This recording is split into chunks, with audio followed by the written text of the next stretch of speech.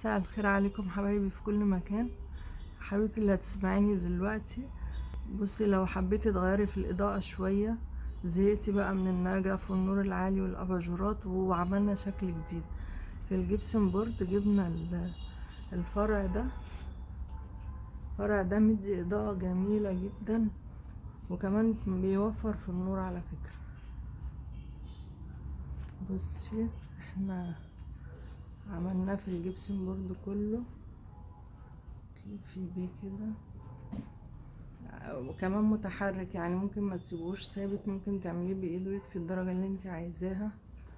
والفرع رخيص جدا، كان ب25 جنيه واحنا شبكناهم في بعض. انت هتعملي الريسبشن كله حسب المساحة بتاعتك، يعني هتكون تكلفته ايه معرفش، انت هتشوفي. وبعدين في منه اشكال كمان. بس خلي بالك ان احنا هندخل على ركن، احنا الركن ده عاملينه وسايبينه بايده يطفي. شفتي هيطفي معاكي وايد هيديكي درجات اللي انت عايزاها.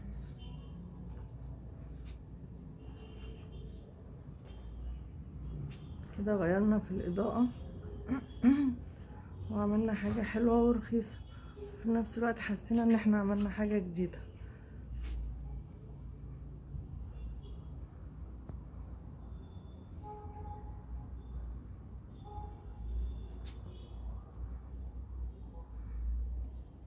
جددي بيتك بأبسط حاجة، وهتحسي بطاقة جديدة في البيت وهتتبسطي. ربنا يسعدكم جميعا، واللي عندها فكرة تقول للتانية. خلونا نجدد ونغير في حياتنا.